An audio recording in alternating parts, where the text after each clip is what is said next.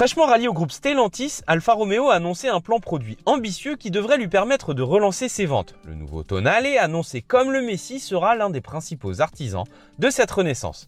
Il s'agit d'un SUV compact au design fort, animé par des motorisations hybrides, dont les tarifs débutent à 35 400 €. Des caractéristiques qui sont finalement très proches de celles de l'Arcana, le nouveau SUV de Renault. Un design expressif, un gabarit similaire, des motorisations hybrides et surtout des tarifs qui sont très proches. Il eût été dommage de ne pas les opposer pour une première confrontation. Le nouveau Tonale repose sur la base technique de son cousin américain, le Jeep Compass. Il en reprend la plateforme ainsi que les motorisations, mais à l'œil nu, impossible de faire le rapprochement. Le Tonale est une vraie Alfa avec un design très latin composé de lignes tendues, de galbes et d'éléments de style fort à l'image de ce regard menaçant composé de feux LED très fins et d'une calandre en forme de trèfle. Simple, séduisant et audacieux. De l'audace, Renault en a aussi fait preuve en 2021 avec l'Arcana, le premier SUV coupé de son histoire.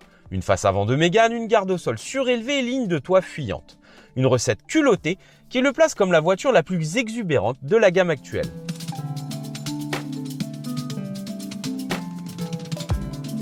À l'intérieur, le Transalpin marque aussi des points. Chic et bien fini, il propose des matériaux de qualité, comme par exemple l'Alcantara ou encore le cuir. Il ne délaisse pas la technologie avec une instrumentation numérique grand format, un écran tactile de 10 pouces, certes placé un petit peu trop bas, mais équipé de toute la connectivité actuelle. L'Arcana n'a rien à lui envier en termes de finition. Les plastiques sont peut-être de moins bonne qualité sur les parties basses, mais pour le reste, le dessin est plaisant, peut être massif et la planche de bord est équipée d'un système multimédia peut-être aussi moins performant qui pourra refroidir les adeptes de dernière techno. En matière d'aspect pratique, nos deux concurrents du jour sont au coude à coude. En effet, si vous vous demandez où il y a le plus de place à bord, eh bien c'est dans l'Arcana que ça se passe. En effet, les passagers seront un peu mieux traités, surtout au niveau des jambes.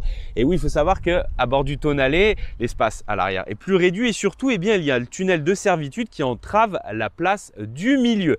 Mais en contrepartie, eh bien, le SUV italien propose un plus grand volume de coffre. En effet, il exploite beaucoup mieux le niveau de l'hybridation car la petite batterie est placée entre les sièges avant alors qu'à bord de l'Arcana, la batterie est placée dans le coffre. Donc c'est pour ça qu'il y a un plus petit volume de coffre.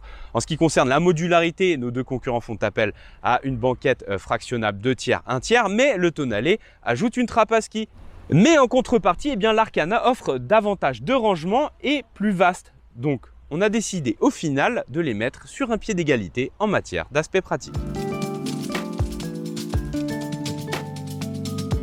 On n'attendait pas Alfa Romeo en bonne position sur la partie budget et pourtant, le Tonale se défend plutôt bien face aux Français, notamment grâce à sa garantie 5 ans contre 2 pour l'Arcana et son prix de vente très proche à finition équivalente. Mais le SUV de Renault s'avère malgré tout plus compétitif. Il échappe au malus écologique alors que le Tonale, lui, peut écoper jusqu'à 300 € de pénalité. Son moteur est doté d'une chaîne de distribution alors que celui du Tonale est équipé d'une courroie qui nécessite un remplacement. Enfin, le SUV français consomme moins selon les valeurs d'homologation WLTP.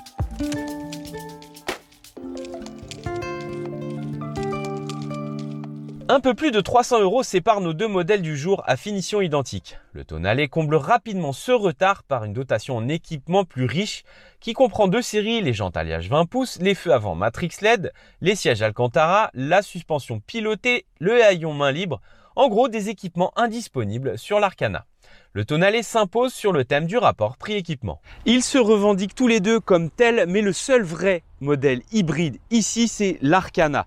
Le SUV de Renault dispose d'une chaîne de traction qui mélange un moteur thermique essence, un moteur électrique et un alterno démarreur renforcé, ce qui lui permet de rouler 80% du temps en électrifié, mais également environ 2 km en mode tout électrique, ce que ne peut pas réaliser le Tonale qui lui est équipé d'une hybridation légère, c'est-à-dire que le moteur essence est associé à un alterno démarreur renforcé qui soulage le moteur thermique dans les phases énergivores avec pour objectif d'économiser de l'essence. Mais attention, il s'agit d'une hybridation quand même un peu plus évoluée que le reste du marché et Alfa Romeo précise que dans certaines phases comme pour les manœuvres, le Tonale est capable de rouler en électrique. La frontière entre hybride simple et hybride léger est mince, mais elle existe bel et bien. L'Arcana propose une hybridation plus pointue que celle du Tonale, ce qui se vérifie immédiatement au niveau des consommations moyennes. Sur le même parcours, le SUV de Renault aura consommé près de 2 litres de moins que le Tonale, pour un niveau de puissance supérieur. Il n'y a pas photo, le plus sobre, c'est l'Arcana. Il faut dire qu'il pèse quand même 100 kg de moins sur la balance. Et bien sûr, ça a un impact sur les niveaux de consommation et les performances. D'ailleurs, on vous a mis ici les consommations relevées durant notre comparatif sur le même parcours avec le même pilote, en l'occurrence, moi. Et ça a aussi une influence, le poids, l'hybridation sur l'agrément de conduite. Et c'est toujours le français qui s'en sort le mieux. On voit un vrai plus au niveau des accélérations, des reprises, de l'agrément de conduite en ville. L'Arcana est plus vif que le Tonale, qui lui en prime pêche par sa transmission. C'est-à-dire que celle de l'Arcana est une transmission à crabot qui est plus alerte que la boîte DCT double embrayage du Tonale. Donc au final, l'agrément, la sobriété est à mettre au crédit de l'Arcana. Avec comme base une plateforme de Jeep Compass, le Tonale parvient tout de même à donner un soupçon de dynamisme à sa conduite. Le châssis est équilibré, la direction est légère mais précise et l'on retrouve en y regardant bien la patte Alfa Romeo. Toutefois, l'Arcana offre un meilleur compromis, surtout en matière de confort. Le français remporte donc le chapitre dynamique. Le nouveau Tonale offre de nombreux arguments pour se faire une place sur le marché des SUV compacts premium, à commencer par son style extérieur et intérieur aguicheur, ainsi que son bon rapport prix-équipement. Mais face à un SUV coupé généraliste comme l'Arcana, bien plus abouti en matière d'hybridation, le Transalpin doit s'incliner. Le français s'avère au final plus sobre, plus performant, sans faire l'impasse sur les aspects pratiques et le prix.